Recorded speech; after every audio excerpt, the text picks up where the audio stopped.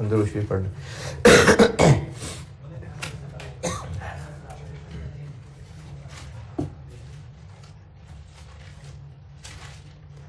मेरे को हवा बाहर आ भी रही है इससे। इधर नहीं, वो तो काफी अच्छे से ऑफ है, लेकिन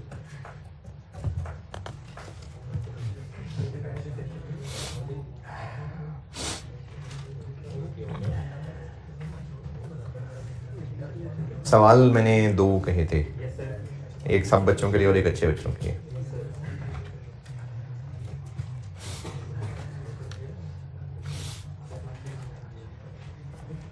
एक कहा था मैंने क्वेश्चन नंबर 2,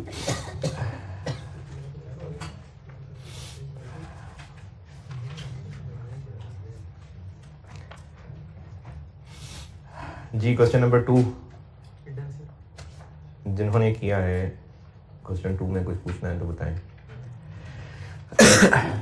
एक ये रिपेयर्स का मसला था, ये पिछले 3-4 सवाल से करा रहा था बार। रिपेयर्स थी जो कि गलती से एसेट बना दी थी, तो उसको एक्सपेंस बनाएंगे और उसकी डेप्रिसिएशन रिवर्स करेंगे।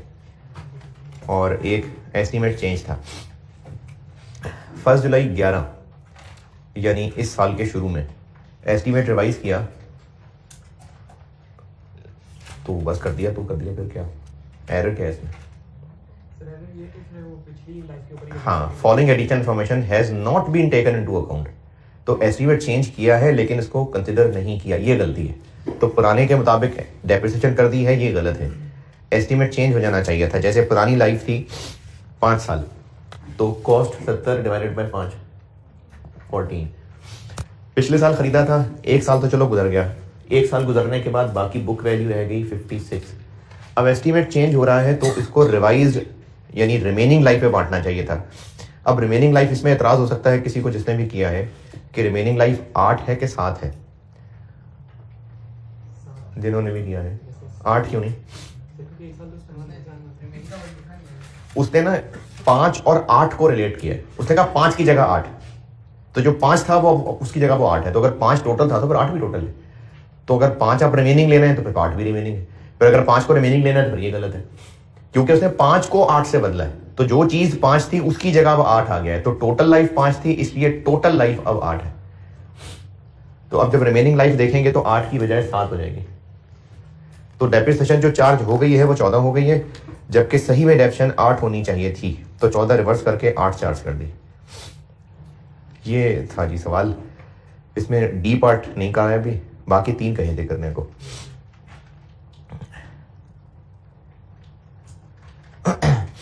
सोसी में ओपनिंग रिटेन अर्निंग कैसे निकली? किया भी है किसी ने सवाल? तो ओपनिंग रिटेन अर्निंग सोसी में ऐसे निकली कि जो बैलेंस शीट में दी हुई हैं 2011 में, उसमें 2011 का पैड एडेड है, वो लेस करेंगे तो 11 की ओपनिंग तक पहुंचेंगे, फिर सोसी स्टार्ट होगी। और मैंने क्वेश्चन कहा था 9, तो इस क्वेश्चन में एरर वाली बात बता देता हूँ। एरर ये हुआ था कि 1 Feb 14 को प्लांट अवेलेबल फॉर यूज था, जबकि काम इसने शुरू 1 जुलाई को किया था। तो डेप्रिसिएशन की गलती ये की कि 1 Feb से चार्ज करनी चाहिए थी, 1 जुलाई से की, और चूंकि रिड्यूसिंग बैलेंस है इसलिए अगले साल पे भी इसका असर पड़ा। तो इसलिए वर्किंग करनी पड़ी कि कितनी गलत डेप्रिसिएशन है और कितनी सही है। तो जो उनका डिफरेंस है वो एडजस्ट कर दिया।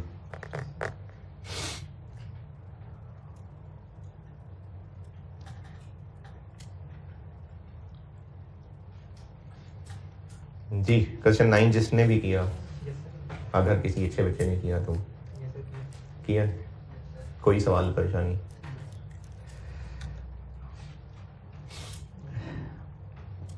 चलिए, एरर बहुत है इसमें। एक चीज और बता देता हूं, अगर IS 8 का सवाल हो, IS 8 का सवाल कैसे पहचाना जाएगा? सोची होगी उसके अंदर। फिर कैसे पहचानेंगे? तो रेक्टिफिकेशन एरर भी हो सकता है चैप्टर। पिछले साल के एरर्स होंगे, पिछले साल के। ये है IS 8 का सवाल, क्योंकि IS 8 ने ये सिखाना है कि पिछले साल के एरर कैसे ठीक करना है। तो IS 8 का सवाल पहचाना जाएगा या पिछले साल के एरर्स होंगे। इस सवाल की टेस्टिंग जो FR 2 में भी होती थी, या अभी लास्ट टाइम जो FR 1 में भी हुई है, वो ज्यादातर सोसी के साथ ही होती है। और FR 1 में लास्ट टाइम सिलेबस में आया तो सोसी में ही आया था। लेकिन इसमें भी रेक्टिफाइंग एंट्री पूछी जा सकती है। मैंने जितने सवाल आपको कराए थे खुद ही बना के, उनमें से कोई एक ले लेता हूं।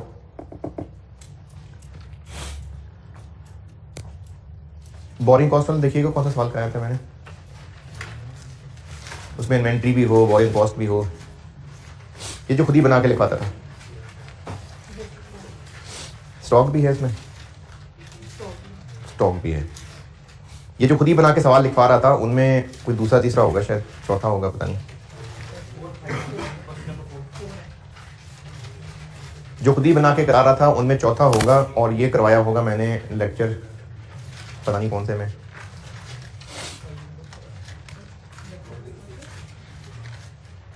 वन 106 में एरर्स बताइएगा कौन से थे ये। ठीक है, और अच्छा ठीक है, चलिए यही कर लेते हैं। इसमें ये 106 लेक्चर में करवाया और जिस तरतीब से सवाल खुद ही बना के करा रहा था उनमें चौथा था गालिबन जे। हम इस वक्त कहाँ खड़े हैं, 2022 में खड़े हैं या 21 में खड़े, पता लग गया था 22 में। तो जो रेक्टिफाइंग एंट्रीज करेंगे वो भी करेंगे तो बुक्स में 22 में।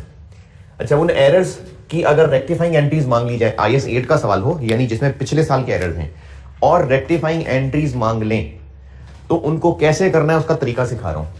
पहले आपने करनी है एक वर्किंग। उस वर्किंग में करंट ईयर और पिछले जितने भी हैं सारे, उनको तो अलग अलग करें। अब पहला एरर क्या था, क्लोजिंग स्टॉक 2021 का ज्यादा हो गया था। पीरियोडिक सिस्टम, क्लोजिंग स्टॉक की एंट्री क्या होती है, inventory debit, cost of sales credit. Over valued का मतलब है ज्यादा हो गई थी, तो क्या करें, रिवर्स कर दें, कॉस्ट ऑफ सेल्स डेबिट कर दें और इन्वेंट्री क्रेडिट कर दें। कितने से, 5000 से। फिर आगे क्या हुआ, अगर 2021 का क्लोजिंग गलत था तो 2022 का ओपनिंग भी गलत था। 2022 में क्या करें, ओपनिंग स्टॉक गलत था तो कॉस्ट ऑफ सेल्स भी ज्यादा थी, रिवर्स कर देते हैं।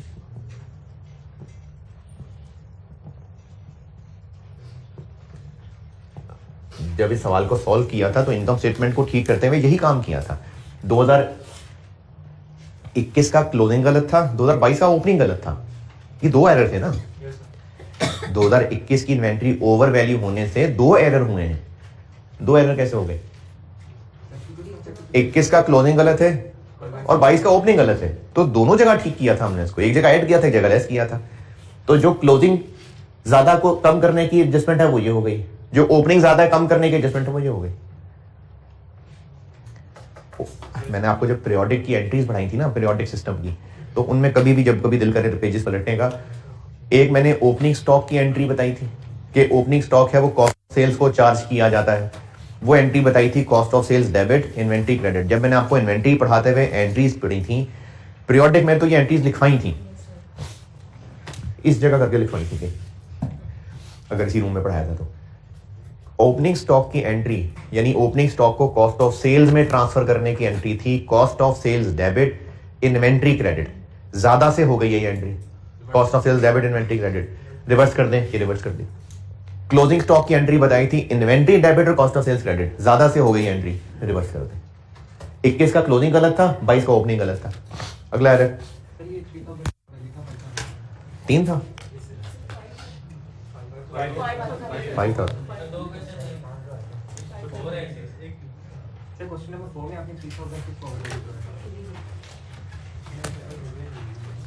अच्छा, एक सवाल जिसकी मैंने एंट्री शुरू कर दी है, एक सवाल था जिसमें डायरेक्टली सोसी ही गिवन थी, इनकम स्टेटमेंट नहीं सोसी गिवन थी। उसमें एक एरर था क्लोजिंग स्टॉक, ये नहीं है,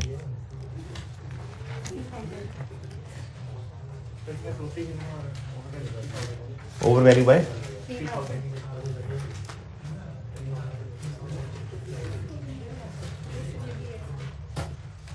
क्या क्या था उसमें, और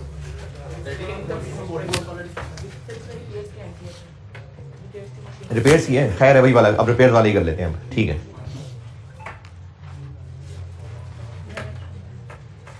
इसमें एक एरर था रिपेयर्स वाला, हाँ बस रिपेयर्स वाला कर रहा हूँ जी।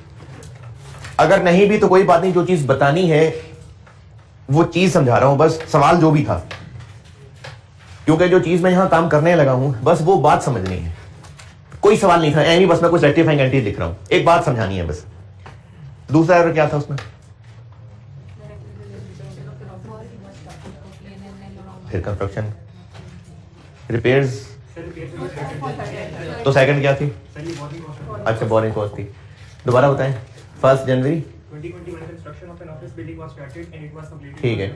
तो 2021 में एरर ये हुआ कि बिल्डिंग कंस्ट्रक्ट की थी और उस पर कुछ बोरिंग कॉस्ट कैपिटलाइज होनी चाहिए थी, जो एक्सपेंस बना दी।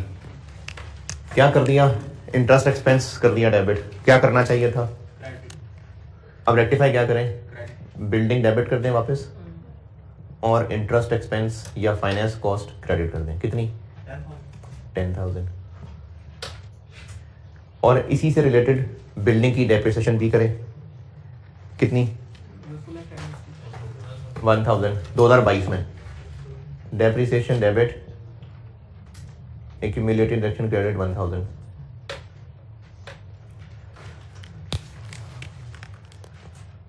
एक इन्वेंट्री का एरर था। जिन लोगों को अभी तक सवाल नहीं मिल रहा, नहीं है कोई सवाल, बस वैसे ही मैंने सामने कुछ एंट्रीज लिखी हैं, बहुत है जो सामने लिखी हैं, उनसे जो चीज बना के देनी है वो सिखाना चाह रहा हूं। अच्छा, जिनको मिल गया है सवाल, यही है ना? तीसरा एरर क्या था? 6000 रिपेयर्स थी जो कि उसको मशीनरी डेबिट कर दिया 21 में।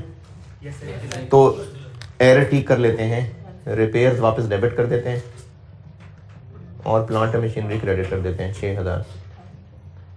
और इसकी डेप्शन भी गलत, वो भी रिवर्स कर देते हैं।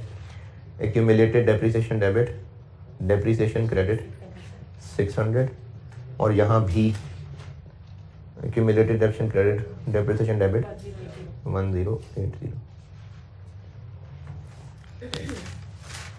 यही थे। जिनको सवाल मिल गया है यही एरर इन्हीं फिगर्स के साथ थे या कुछ और मिस कर दिए? और जिनको सवाल नहीं मिला कोई बात नहीं, बस सामने कुछ रेक्टिफाइंग एंट्रीज लिखी हैं, इनका क्या करना है वो सिखाने लगा हूं जी। जब हम मतलब अगर हम इन्हीं क्वेश्चंस में अगर फाइनेंशियल स्टेटमेंट बनाए मतलब कि आएंगे तो नहीं, लेकिन अगर हम बनाए वैसे तो हम इनको काउंट ना करेंगे 2021 वाली एंट्री नहीं। फाइनेंशियल स्टेटमेंट्स नहीं आएंगी, इसे क्या बना दें? ये एक्सट्रैक्ट सिस्टम पर पूछता रहा हूं कि सोसी बना दें, एसओसीआई बना दें, वो तो आएगा ना। यस सर, लेकिन मतलब कि अगर हम फाइनेंशियल स्टेटमेंट बनाए वैसे ही तो उनमें हम इनको काउंट नहीं ना करेंगे, क्योंकि ये तो पिछले साल ये जो 20 की हम प्रैक्टिस कर रहे थे एक्सट्रैक्ट्स ऑफ एसओसीआई, तो उसमें इनका फैक्ट कर रहे थे ना ठीक, डेप्रिसिएशन ठीक कर रहे थे, तो क्या मुराद है कि नहीं कर रहे होंगे? मतलब कि अगर हम उनमें इनकम स्टेटमेंट बनाए तो उसमें से ये कॉस्ट ऑफ सेल हमने मतलब कि ये डेबिट किया तो वहां पे लिखेंगे कि हमने ये डेबिट किया 2022 की इनकम स्टेटमेंट। अभी जो पिछले दिनों में इसकी प्रैक्टिस कर रहे हैं वो लिए लेक्चर, उसमें जो 2022 का कॉलम है इनकम स्टेटमेंट का, उसके एतबार से पूछें क्या पूछ रहे हैं।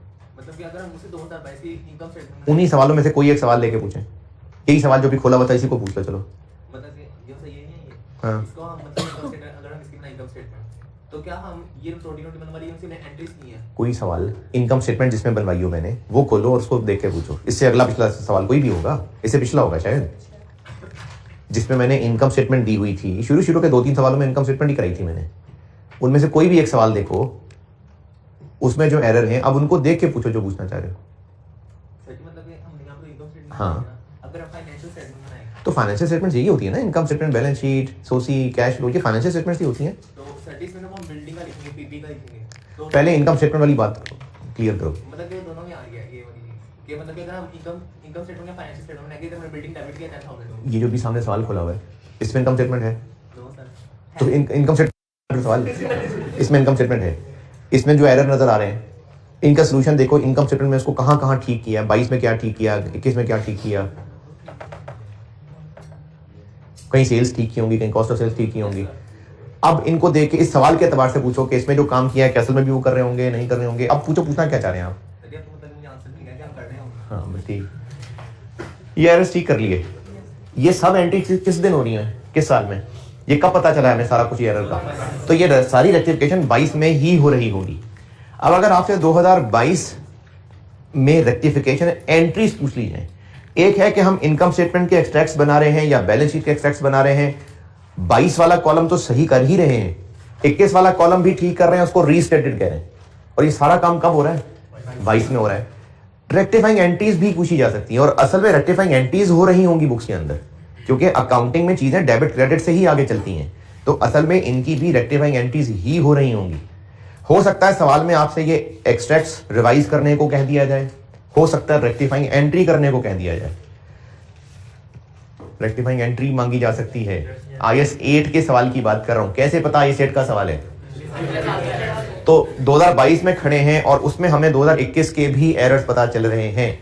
अगर सवाल की रिक्वायरमेंट में IS 8 के सवाल की बात कर रहा हूं, अगर इसकी रिक्वायरमेंट में रेक्टिफाइंग एंट्रीज मांगी हो तो ये एंट्रीज कब हो रही होंगी? 2022 में। अब आप उनको करने से पहले एक वर्किंग करेंगे जिसमें 22 वाले एरर्स की रेक्टिफाइंग एंट्रीज अलग बनाएंगे, पुराने ईयर्स 21, 22, 19 जिनका भी एरर है उन सबको इकट्ठे करके अलग बनाएंगे। ठीक है? जो एरर जिस साल के हैं, आप 22 का कॉलम, ये वर्किंग हो रही है, वर्किंग 22 के कॉलम में रेक्टिफाइंग, किसकी रेक्टिफाइंग एंट्रीज क्या हो रही है? बात यहां पर क्या पढ़ा रहा हूं मैं। अगर IS 8 का सवाल हुआ और रेक्टिफाइंग एंट्रीज भी मांगी हुई तो उनको कैसे सॉल्व करना है? पहले करेंगे एक वर्किंग। उस वर्किंग में 22 का कॉलम अलग, 22 मतलब जो करंट ईयर है, पुराने का कॉलम अलग। जो इस साल की गलतियां हैं उनकी रेक्टिफाइंग एंट्रीज यहां कर लें, जो पुराने साल की गलतियां हैं उनकी रेक्टिफाइंग एंट्रीज यहां कर लें। रेक्टिफाइंग एंट्रीज बन गई। अब सॉल्यूशन बनाते हैं। इनको मिला के सॉल्यूशन बनाने से जस्ट पहले आखिरी काम ये कर लें कि ये सारी एंट्रीज, ये सारी रेक्टिफाइंग एंट्रीज बुक्स में कब होने लगी हैं? 22 में। ये जो इस वक्त कॉस्ट ऑफ सेल्स डेबिट किया हुआ है, इंटरेस्ट कॉस्ट डेबिट की है, रिपेयर्स डेबिट की है, डेप्रिसिएशन डेबिट की है, ये P&L आइटम्स हैं। Cost of sales, interest, repairs, debit, ये P&L आइटम्स हैं। अगर एंट्री में इनका नाम इस्तेमाल कर दिया, ये एक्सपेंस है, एक्सपेंस है, एक्सपेंस है, एक्सपेंस है, सारे एक्सपेंसेस हैं, ये सारी एंट्रीज कब कर रहे हैं हम? लेकिन ये एरर्स, ये जो ठीक किए हैं, ये किस साल के हैं? अगर हमने इस साल यही ऐसी ही एंट्रीज कर दी तो इंटरेस्ट कॉस्ट, रिपेयर्स, ये 2022 वाले अकाउंट में डेबिट चला जाएगा। उग गया ऊपर से। एक्सपेंसेस और इनकम्स के BD/CD होते हैं। जिस साल का एक्सपेंस उसको उसी साल क्लोज करके P&L में फेंक के खत्म कर देते हैं। एसेट्स, लायबिलिटीज और इक्विटी के BD बैलेंस आते हैं। तो ये जो सारे के सारी एंट्रीज हैं, ये हम असल में बुक्स में कब कर रहे होंगे? 2022 में। लेकिन ये वाले एरर्स 2021 से रिलेटेड थे। ये कौन से साल का एक्सपेंस गलत रिकॉर्ड नहीं रिकॉर्ड हुआ था? 21 का। तो अब अगर ठीक करेंगे और 22 में एंट्री करते हुए रिपेयर्स डेबिट कर देंगे तो वो तो 2022 की रिपेयर्स में आ जाएगा। अब अगर हमने डेप्रिसिएशन क्रेडिट कर दी तो वो तो 2022 की डेप्रिसिएशन कम हो जाएगी। तो क्या होना चाहिए ऐसा? तो वो जो पिछले ईयर्स के एक्सपेंसेस इनकम्स थे वो अब कहां, किस शक्ल में आ रहे होंगे? अभी वो कहां पड़े हुए हैं? उनका इफेक्ट इस वक्त कहां मौजूद है? रिटेन अर्निंग्स में। जो पिछले ईयर्स के एक्सपेंसेस इनकम हैं, पिछले ईयर्स में वो प्रॉफिट की शक्ल में नेट निकले, फिर वो प्रॉफिट रिटेन अर्निंग्स में चला गया। तो ये सारे के सारे इस वक्त बुक्स में अब इन नामों से मौजूद नहीं रहे। अब ये नामों से नहीं है मौजूद। अब ये सब किधर हैं? ये रिटेन अर्निंग्स में कहीं ना कहीं पड़े हुए हैं। रिटेन अर्निंग्स में कैसे पड़े हुए? क्योंकि उन ईयर्स का प्रॉफिट निकाल चुके, इनको क्लोज कर चुके, वो प्रॉफिट रिटेन अर्निंग्स में डाल चुके। तो जब ये अब मौजूद ही नहीं है तो एंट्रीज करते हुए इनका नाम अगर इस्तेमाल कर लिया तो क्या नुकसान होगा? वो 22 के रिपेयर्स में चले जाएंगे। तो आपने रफ वर्क करने के बाद प्रायर वाले कॉलम के अंदर जहां जहां कोई भी P&L आइटम यूज की है उसकी जगह आप रिटेन अर्निंग लिख देंगे।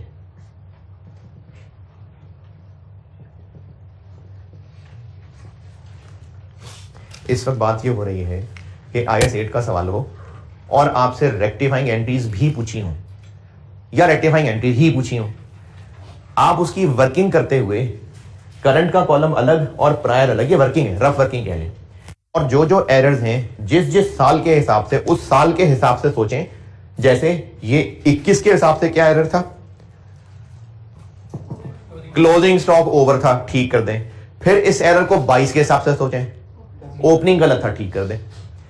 इस एरर को 21 के हिसाब से सोचें, बिल्डिंग में जाना चाहिए था, इंटरेस्ट में चला गया, ठीक कर दें। फिर इसको 22 के हिसाब से सोचें, डेप्रिसिएशन चार्ज होनी चाहिए थी, अब कर दें। फिर इस एरर को पहले 21 के हिसाब से सोचें, रिपेयर चार्ज नहीं की थी, अब कर लें, डेप्रिसिएशन कर लें।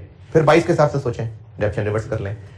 इन एरर्स को करंट में क्या क्या एडजस्ट करना था और पिछले ईयर्स में क्या एडजस्ट करना है, उसकी रेक्टिफाइंग एंटिटीज बनाएं। जब ये सब काम कर लें, ये क्या बात हो रही है, अगर IS8 का सवाल हो और रेक्टिफाइंग एंट्रीज मांगी हो तो आप सॉल्यूशन से पहले ये वर्किंग कर रहे होंगे। जब ये रेक्टिफाइंग एंट्रीज बना रही तो जो पिछले ईयर्स से रिलेटेड रेक्टिफाइंग एंट्रीज बनाई, ये चीजें तो मौजूद ही नहीं है। क्यों नहीं मौजूद? क्योंकि पिछले साल के एक्सपेंसेस इनकम्स क्लोज हो चुके, प्रॉफिट निकल चुके, वो अब रिटेन अर्निंग्स में है। तो इसलिए जहां जहां आपने इनमें रेक्टिफाइंग एंट्रीज में P&L आइटम लिखी थी, उनको काट के रिटेन अर्निंग करते हैं। अब फाइनल सोल्यूशन बनेगा। अब इसका प्रॉपर सोल्यूशन ये होगा कि पहले एरर की रेक्टिफाइंग एंट्री हमने ये भी की है, ये भी की है, इनको मिला दें, देखें क्या बनेगा, कंबाइन कर दें, क्या बनेगा। इन्वेंट्री कैंसिल, क्या रह गया पीछे, retained earnings debit, cost of sales credit 3000। ये पहला एरर ठीक हो गया। दूसरे एरर की दो एंट्रीज हैं, दोनों को अलग अलग ही रख लें। पहली वाली क्या बन जाएगी, building debit, retained earnings credit 10,000, और इसी का जो साथ डेप्रिसिएशन का इफेक्ट था वो एज इट इज आ जाएगा।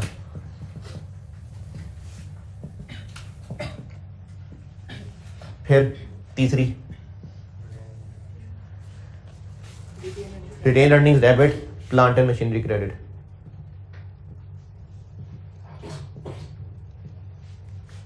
6,000। फिर इन दोनों को मिला दें, accumulated depreciation debit 1680, depreciation credit 1080 और रिटेन्ड अर्निंग्स 600। ये हो गया इस सवाल का ऑफिशियल सॉल्यूशन। IS8 के सवाल में अगर रेक्टिफाइंग एंट्रीज रिक्वायर्ड हो तो ये उसका प्रॉपर सॉल्यूशन है। पहले आप करेंगे वर्किंग, जिसमें करंट कॉलम अलग और प्रायर कॉलम अलग। जो एरर ठीक करेंगे उनकी रेक्टिफाइंग एंट्रीज बनाएंगे हर ईयर के हिसाब से अलग अलग, उस ईयर को सोचते हुए। फिर जब एंट्रीज बना लेंगे तो प्रायर वाले कॉलम के अंदर जहां जहां P&L आइटम थी उसको काट के रिटेन अर्निंग कर दें। अब इन एंट्रीज को कंबाइन करके सॉल्यूशन बन गया। ये है अगर IS8 के सवाल में एंट्रीज मांगी हो तो।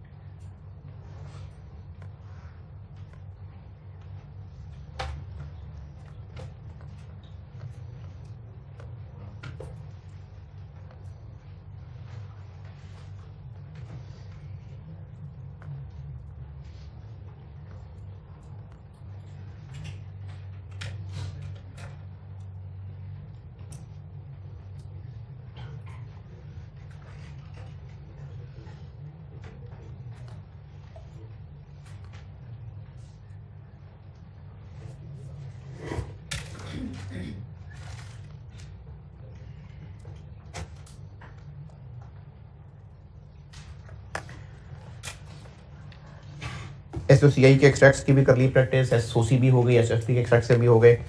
एक सवाल और कराता हूँ इसका, ये FAR2 में एक दफ़ा आया था, हो सकता है ये आपसे भी इस तरह का सवाल टेस्ट हो जाए। ये मैंने उसी को अमेंड किया हुआ है। अमेंड इन सेंस कि जो FAR2 के IS आपके सिलेबस में नहीं है उनकी एडजस्टमेंट मैंने सवाल में से निकाल दी, नोट्स में क्वेश्चन 6 में आ जाए। ये मैं करता हूँ बोर्ड पे, और एरर्स फिर काफ़ी है, फिर पॉलिसीज पे आता हूँ। IS8 तो ख़त्म कर दूंगा इंशाल्लाह, फिर उसके बाद ये एक्स्ट्रा क्लास के अंदर वो नॉन प्रॉफिट और कॉन्सेप्ट वाला, वो आप लोगों की जब तक हिम्मत हुई, अगर बस हो गई तो मैं अकेला करा दूंगा रिकॉर्ड। अगर आना हुआ आप लोगों ने तो बैठे रहना, मैं ग्रुप पे बता दूंगा, क्योंकि अभी 10 तक तो है ना टाइम, फिर मेरी कॉस्ट है। अगर तो उनको मैंने एक क्लास में फारिग कर लिया तो फिर आप लोगों को 11:30 बजे दोबारा बुला लेंगे। अगर नहीं कर सका, उनको थोड़ा और खींचना हुआ तो फिर आपको ग्रुप पे मैसेज कर दूंगा। लेकिन अगर आपकी हिम्मत है तो मैं आज कर दूंगा, आपकी नहीं हिम्मत तो मैं अकेला रिकॉर्ड करा दूंगा।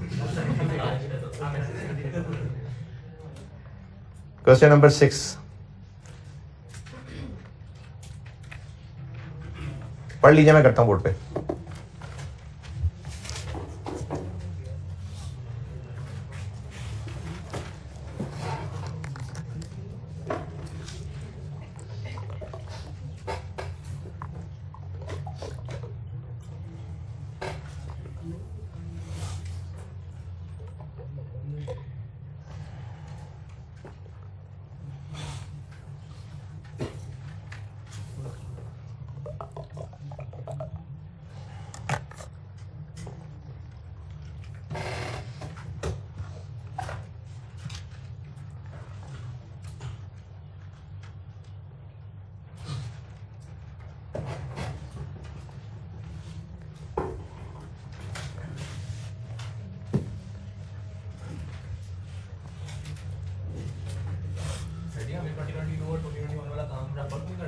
ये वाला जी वर्किंग कहते हैं उसको, बेशक प्रॉपर सोल्यूशन ये है, वो वर्किंग कहते हैं, वर्किंग की हेडिंग। तो पहले वाला किया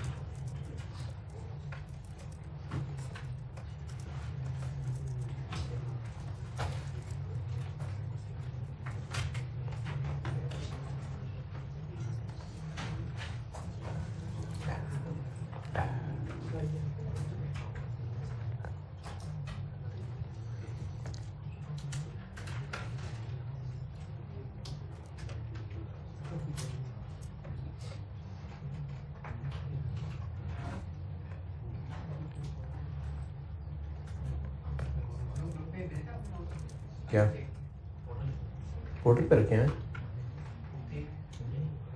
नहीं, पोर्टल पे रखे हैं।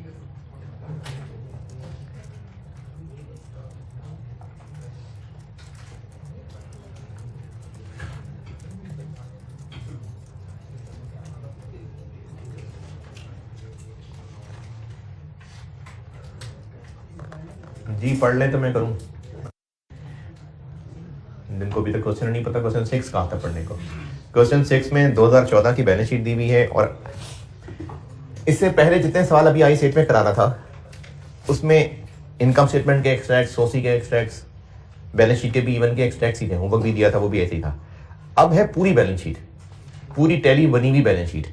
अगर इसमें एरर्स हुए और वो ठीक करके पूरी बैलेंस शीट ठीक करने को कहा, तो इसमें सिर्फ एक एक्स्ट्रा एहतियात ये करनी पड़ेगी कि हर एरर का डबल इफेक्ट सोच के चलना पड़ेगा।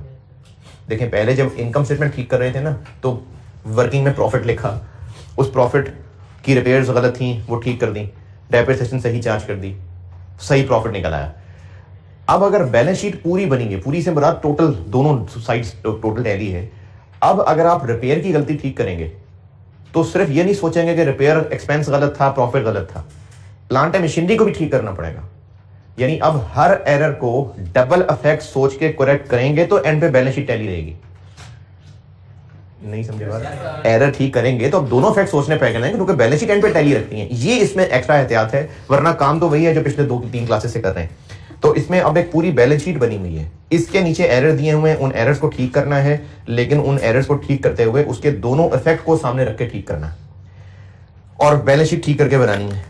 तो इसका तरीका यह है कि जो सवाल पढ़ लिया और उसमें आपको एरर से बैलेंस शीट की जो जो आइटम्स अफेक्ट होती नजर आ रही हैं उनको हम ब्रैकेट के अंदर लिख लेंगे क्योंकि इसमें चेंजेस करनी है या वर्किंग में, और जिनमें कोई इफेक्ट नहीं जा रहा, जैसे इस सवाल के अंदर कोई ऐसी एडजस्टमेंट नहीं है जिससे आपको लगे कि कैपिटल में कोई गलती है, कैपिटल कोई ऐसा एरर नहीं है जिससे लगे कि कैश एंड बैंक में कोई गलती है, तो उन फिगर्स को एज इट इज ठीक कर एज इट इज आगे बढ़ा के लिख लेंगे। जैसे इसमें क्वेश्चन नंबर 6 में SOFP पूछी हुई है,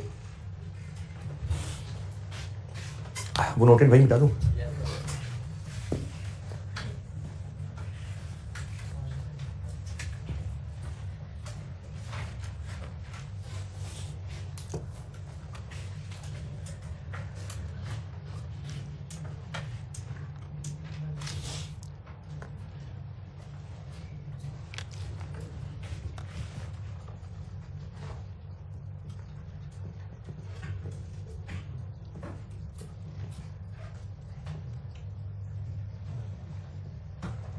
एज 8 दिसंबर 31।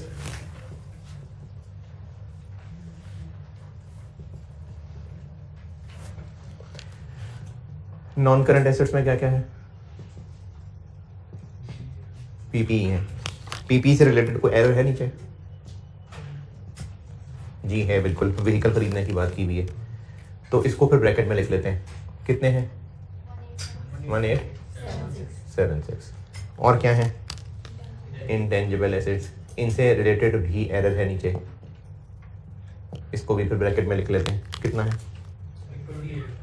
28। और क्या है? ट्रेड रिसीवेबल करंट एसेट्स में आ जाते हैं।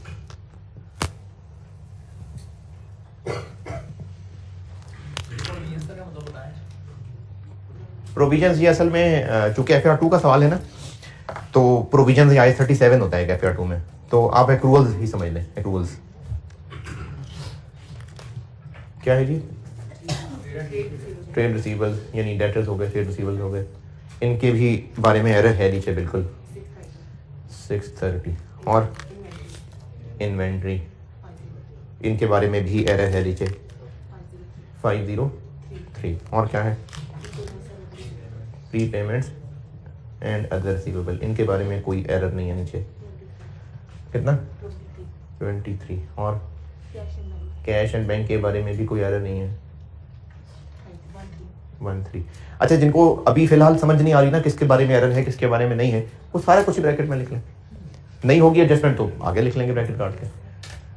और दूसरी साइड पे इक्विटी, कैपिटल है, इसके बारे में नहीं है, कोई एरर नहीं है 1200। और इसमें एरर ही एरर है, ये एक ब्रैकेट में नहीं संभलेगा, वर्किंग वन। और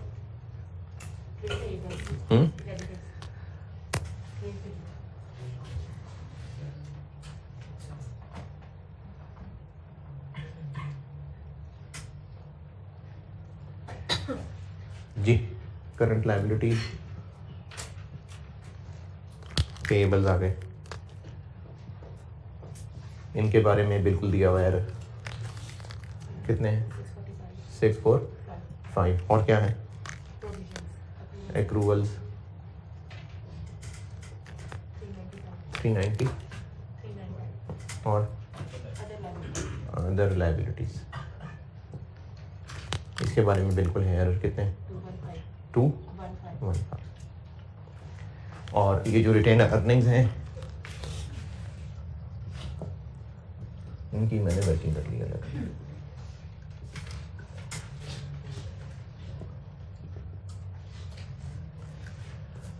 रिटेन अर्निंग कितनी गिवन है? 618। चलिए एरर्स करते हैं ठीक।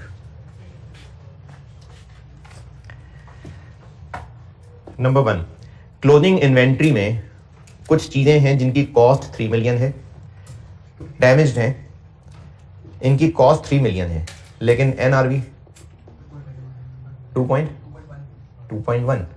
क्योंकि इनको बेच सकते हैं 2.5 का 0.4 खर्च करने के बाद। तो इनकी कॉस्ट 3 मिलियन है जबकि NRV 2.1 है।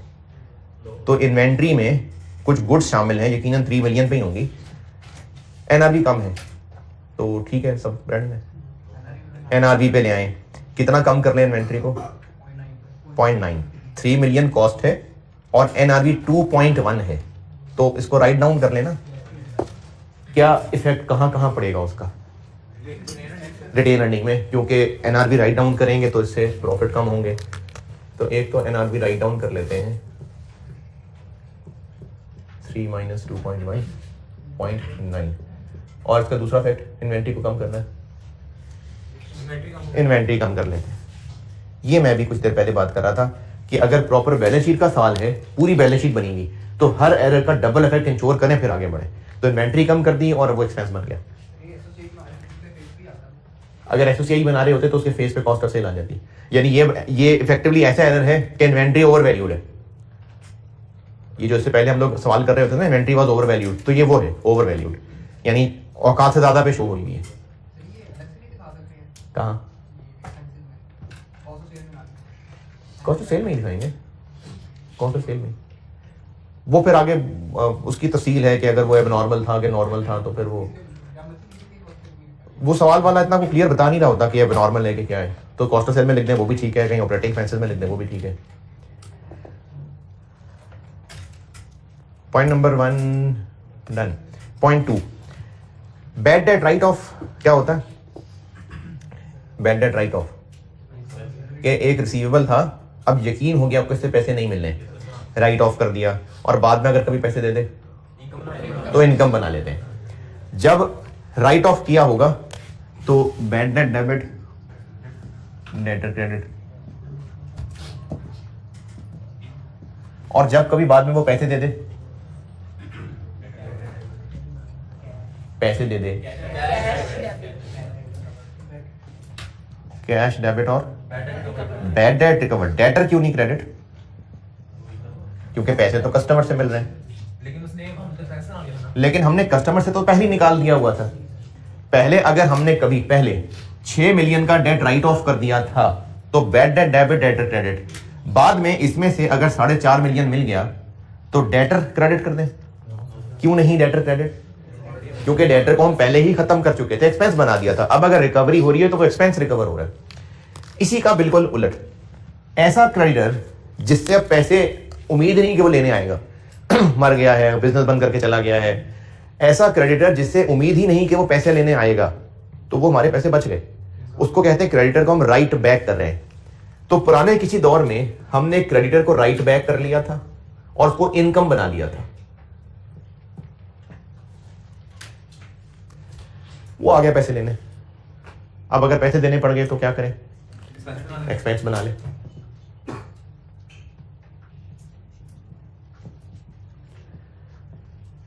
लेकिन जब वो पैसे लेने आया तो एंट्री करनी ये चाहिए थी, लेकिन अकाउंटेंट समझा कि क्रेडिटर को पैसे दे रहे हैं तो उसने एंट्री कर ली क्रेडिटर डेबिट और cash credit.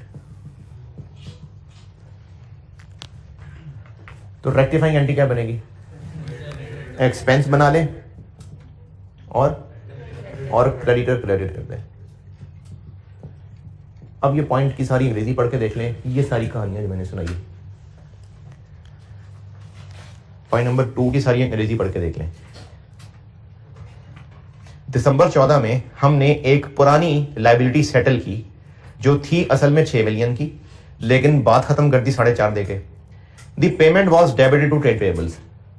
The said liability had been return back 2014 से पहले। अब ये जो पॉइंट लिखा है ना, मैं इसको बिल्कुल उल्टा चलाता हूं। आखिरी सेंटेंस क्या है?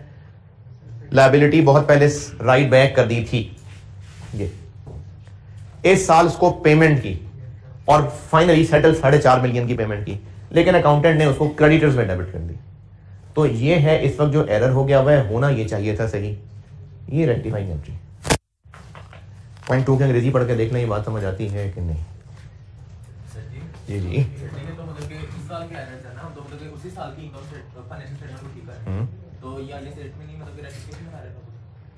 अगर इसको इस लिहाज से कि इसमें पिछले साल के एरर्स तो है नहीं, तो हाँ, ये IC8 का क्वेश्चन नहीं, रेक्टिफिकेशन ऑफ एरर्स का क्वेश्चन है।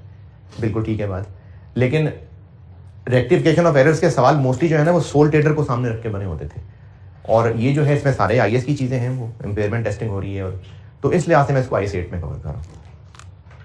लेकिन आप इसको IAS 8 का सवाल समझें, रेक्टिफिकेशन ऑफ एरर का सवाल समझें, करना तो ऐसे ही है ना, तो सॉल्व करने के एतबार से तो एक ही काम हो रहा है ना। तो इसको अपने सोल्यूशन में कैसे एडजस्ट करें, ये रेक्टिफाइंग एंट्री है बताएं। एक तो एक्सपेंस बना लेते हैं, एक तो हम लाइबिलिटी सेटलमेंट को एक्सपेंस बना लेते हैं 4.5, और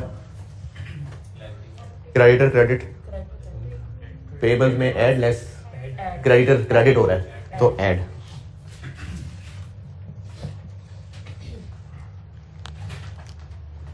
ये 0.2 ठीक हो गया। जी जी, सारा कुछ नहीं लेके जा रहे, जो एक्सपेंस इनकम बनना होगा वही लेके जाएंगे। हाँ?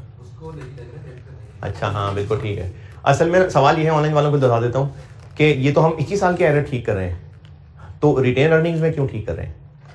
असल में हमारे पास SOCI नहीं बनी हुई ना, सवाल में है ही बैलेंस शीट, सवाल में आपको दी ही बैलेंस शीट है, इनकम स्टेटमेंट तो दी ही नहीं है। जब है ही बैलेंस शीट तो गलतियां जो भी एक्सपेंस इनकम की होंगी वो रिटेन अर्निंग में ठीक करेंगे, क्योंकि इस बैलेंस शीट को ठीक करना है। इस साल की ये बैलेंस शीट है, इनकम स्टेटमेंट बन चुकी, प्रॉफिट निकल चुका, वो रिटेन अर्निंग्स में आ चुका, अब आपको सिर्फ बैलेंस शीट ही दी है ठीक करने के लिए। तो जो भी इस साल के एक्सपेंसेस इनकम्स की गलतियां हैं वो इस साल की बैलेंस शीट में कहां है? रिटेन अर्निंग्स में है ना, इसलिए रिटेन अर्निंग में ठीक करें।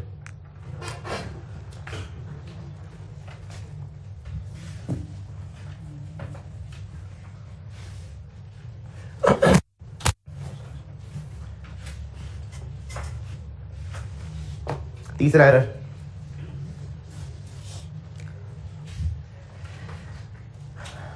तीसरा इंटेंजिबल एसेट्स। ये इंटेंजिबल एसेट्स जो है ना, ये आपके सिलेबस की चीज नहीं है, IAS 38 है, लेकिन कैश फ्लो के सवाल में या इस तरह से सवालों में हो सकते हैं।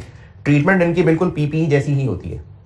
तो इंटेंजिबल एसेट्स की फेयर वैल्यू बताई हुई है, वैल्यू इन यूज बताई हुई है, किस लिए? इम्पेयरमेंट टेस्टिंग के लिए। तो रिकवरेबल अमाउंट हो गई कितनी? 2527 में से हायर 27, जबकि कैरिंग अमाउंट कितनी है? बैलेंस शीट में क्या आ रहा है? 28। तो क्या करें?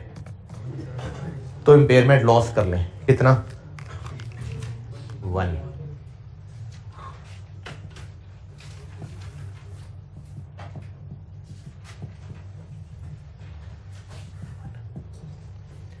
बैलेंस शीट में इंटेंजिबल आ रहा है 28 का, इसकी रिकवरेबल 27 है, तो 1 का इम्पेयरमेंट लॉस चार्ज कर दिया, लॉस चार्ज कर दिया और इसको कम कर दिया। चौथा एरर, IAS 16 पढ़ाते हुए कहीं बहुत पुरानी बात है, ये बात बताई थी कि अगर एक एसेट लिया है उधार पे और पैसे देने हैं कुछ अरसे के बाद, काफी अरसे के बाद, लेकिन ज्यादा पैसे देने हैं, तो सप्लायर हमसे ज्यादा पैसे क्यों ले रहा होगा? प्लांट खरीदा है और उसके पैसे उसको कह रहे हैं 2-4 साल बाद देंगे, अब वो ज्यादा पैसे ले रहा है हमसे, तो हमसे इंटरेस्ट ले रहा होगा, तो प्लांट कितने पे रिकॉर्ड होगा? जितने का आज मिल जाता। अब इसमें एक पॉइंट नंबर 4 समझा रहा हूं। इसमें 1 जनवरी को गाड़ियां खरीदी थी 2 साल के उधार पे, और उसने टोटल पैसे 36 मिलियन बोले थे, जबकि ये उधार बहुत एक्स्ट्रा उधार था और इसमें इंटरेस्ट शामिल था, और वो 10% के ऊपर इंटरेस्ट शामिल था। तो इसका सही तरीका ये होना चाहिए कि हमें गाड़ियों को 36 मिलियन की बजाय उतने पे रिकॉर्ड करने चाहिए जितने के आज खरीदती तो मिलते। अब आज कितने की मिलती ये तो नहीं बताया, लेकिन ये 10% के बारे में बात लिखी है कि आप 10% पे डिस्काउंटिंग करें, जो आंसर आएगा वो cash equivalent price of vehicles होगी। कैश इक्विवेलेंट प्राइस कहते हैं कि अगर अभी ही कैश पे खरीदते हैं तो कितने की मिलती, यानी 36 मिलियन पे गाड़ियां रिकॉर्ड नहीं करनी, कितने पे करनी है? 36 मिलियन की डिस्काउंटिंग। तो डिस्काउंटिंग आपको करनी आती है, वैल्यू यूज में भी करते रहे, तो इस 36 मिलियन को 2 साल डिस्काउंट करें। जी जी, इंटरेस्ट कौन सा ऐड करते हैं? ये कब की बात है? IAS 23 borrowing cost. वो क्वालिफाइंग एसेट होता है, क्वालिफाइंग एसेट जिसको भी बनने में टाइम लगना होता है। ये तो गाड़ियां खरीदी हैं। पॉइंट नंबर 4 दोबारा समझा रहा हूं। पॉइंट नंबर 4 ये है कि 1 जनवरी 14 को गाड़ियां खरीदी थी, लेकिन उनके पैसे देने हैं 2 साल बाद, और उन 2 साल बाद पैसे देने के लिए सप्लायर ने 36 मिलियन प्राइस बताई है। जितने की आज कैश पे खरीद लेते उतने से गाड़ियां डेबिट होनी चाहिए। वो कितने पैसे हैं उसके लिए उन्होंने कहा है कि आप 10% का रेट यूज कर लें, ये निकालने के लिए कि आज खरीदते तो कितने की खरीदते, तो क्या करें 10% से डिस्काउंटिंग कर लें। तो इसलिए आज गाड़ियां रिकॉर्ड होनी चाहिए थी, यानी 1 जनवरी 14। व्हीकल्स डेबिट कितने से होनी चाहिए, 36 को डिस्काउंट कर लें 2 साल 29 और चूंकि पैसे नहीं दिए तो इनके लिए हमें पेएबल बनाना चाहिए। फिर साल गुजर जाए तो क्या करें, इस पे इंटरेस्ट बनना चाहिए 2.98। फिर साल और गुजर जाए तो फिर इंटरेस्ट बनना चाहिए, फिर पैसे देंगे उसको। ये होनी चाहिए थी पूरी ट्रांजेक्शन।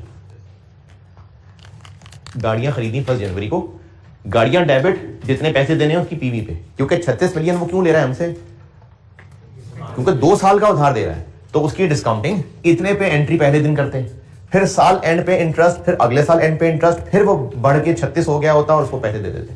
ये होनी चाहिए थी इसकी पूरी अकाउंटिंग। और क्या किया बुक्स में, कुछ भी नहीं किया, कुछ भी नहीं किया। No entries have been made. इस ट्रांजेक्शन से रिलेटेड कुछ भी बुक्स में नहीं किया। No entries have been made in respect of this purchase. तो कुछ भी रिकॉर्ड नहीं किया हुआ। तो फिर अब कर लें, क्या क्या कर लें। एक तो पीपी बना के 29.75 और ये इधर पेएबल बना लें।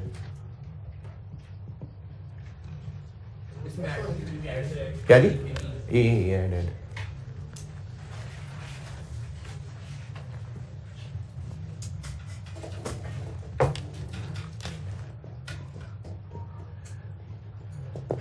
एक तो ये करें कि इसकी पीवी यानी 29.75 को पीपी में ऐड कर लिया और पेएबल बना लिया।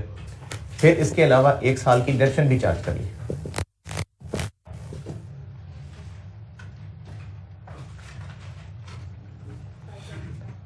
$5.95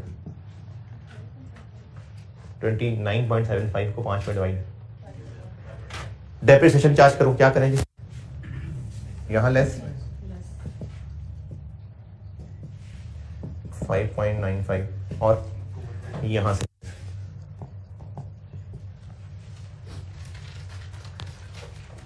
गाड़ी की कॉस्ट रिकॉर्ड की, डेप्रिसिएशन चार्ज कर ली। गाड़ी की कॉस्ट रिकॉर्ड की और साथ ही पेएबल बना लिया। और अब इस पेएबल को साल गुजर गया तो इसका इंटरेस्ट बना लेते हैं।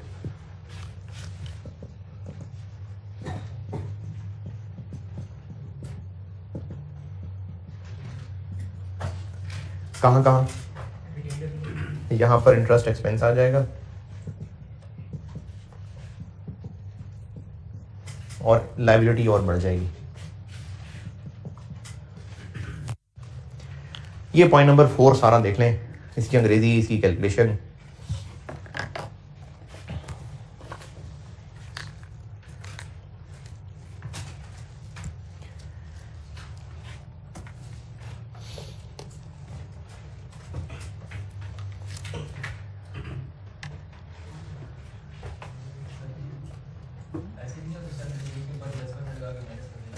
किस पे लगा के, नहीं डिस्काउंटिंग होती। किसका इंटरेस्ट ऐड है, 36 का इंटरेस्ट नहीं ऐड है। इंटरेस्ट ऐड होते होते 36 बना है। किसका 10%, 36 का 10% लगा हुआ है। किसका 10% लेना चाह रहे हैं आप, 36 में इंटरेस्ट इंक्लूडेड है। 36 पे 10% नहीं लगना है। 30 इंटरेस्ट इंक्लूड होते होते 36 बना है। यानी ये जो 36 है ये एक फ्यूचर वैल्यू है, 2 साल बाद 36 पे करना है, तो इसमें इंटरेस्ट शामिल है। देखें जब आप 36 का 10% लेंगे ना तो उसका मतलब होगा आप 36 पे इंटरेस्ट लगा रहे हैं, तो आगे जाएगी बात। पॉइंट नंबर 4 और लास्ट, डेटर्स के ऊपर 3% प्रोविजन बनी हुई है, लेकिन अब मैनेजमेंट चाह रही है कि इसको 5 कर लें, यानी और बना ले प्रोविजन, 2% और बना लेते हैं। तो डेटर्स पे 2% लगा लें, यानी इस पे 2% और लगा लें। एडजस्टमेंट तो कोई नहीं हुई ना, 630 पे लगा लो 2%। क्यों? है प्रोविजन फॉर डाउटफुल डेट को बढ़ा के 5% करना है तो एक्सपेंस बनेगा और बैड डेट एक्सपेंस बनेगा। और यही तो सोच रहे हैं, बैड डेट की प्रोविजन 3% बनी हुई है, उसको 5% करने का फैसला किया है, तो 2% और कर लेना।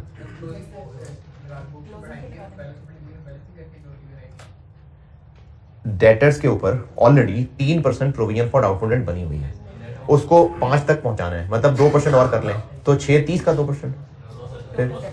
पहले ग्रॉस करना पड़ेगा उसको। ये काम कैश फ्लो में बड़ी दफा किया है। ये जो डेटर्स बैलेंस शीट में दिए हुए हैं ये प्रोविजन से नेट करके दिए हुए हैं, तो इनके ऊपर लगना है 2%, नहीं ग्रॉस पे लगना है, पहले इनको ग्रॉस करना पड़ेगा।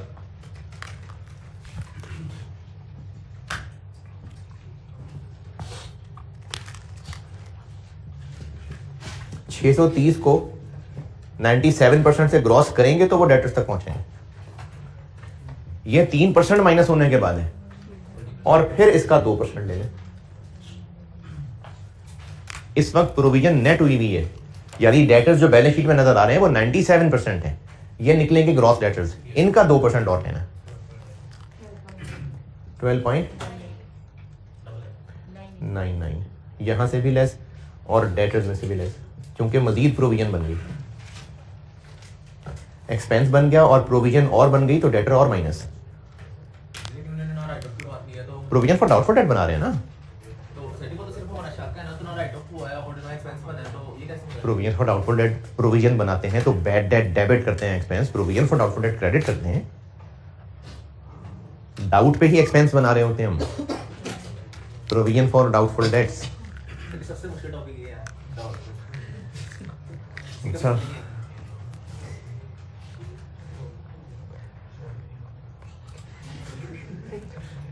हाँ जी, एरर्स डन। अब इस बैलेंस शीट को समेट लें, बस सही रिटेन अर्निंग्स बन गई।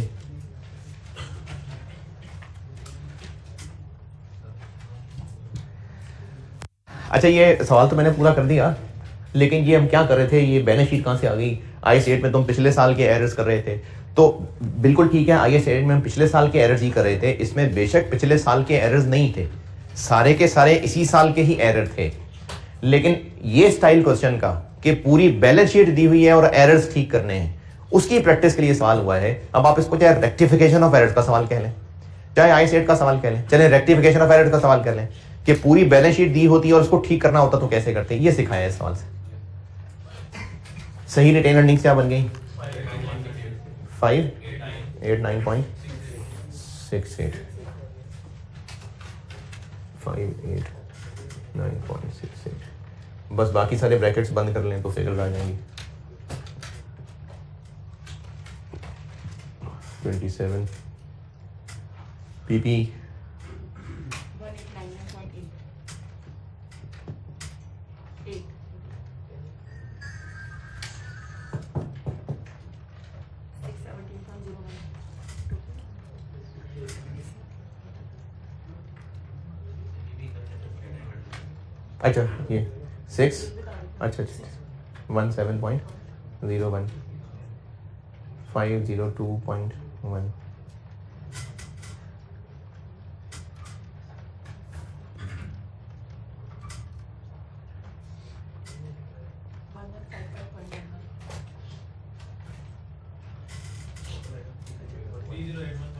30 trade payables 649.5 other liabilities 247.73 3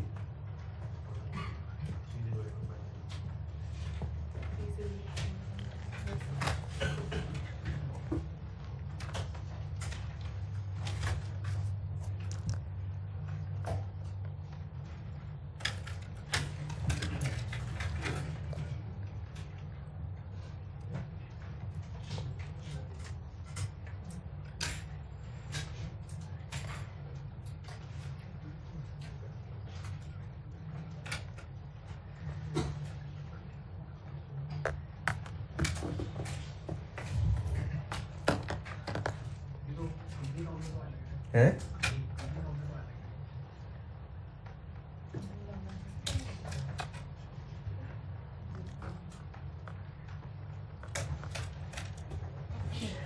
इस स्टाइल का क्वेश्चन हो सकता है रेक्टिफिकेशन ऑफ एरर्स का, कि आपको बैलेंस शीट दी हो और ठीक करके बनानी हो, तो हो सकता है। मुनासिब कह रहे हो तुम, यानी FR2 का सवाल है, मैंने इसमें से सिर्फ लीजेस वाला पॉइंट निकाला है और IS12 का पॉइंट निकाला है, वरना ये FR2 का सवाल था। असल में इसमें एक डेफर टैक्स का पॉइंट था और एक लीजेस का पॉइंट था। लीजेस वाले को मैंने पॉइंट चेंज करके 0.4 बना दिया और IS12 वाला उड़ा दिया पॉइंट, तो असल में ये FR2 का सवाल था, एग्जाम क्वेश्चन था।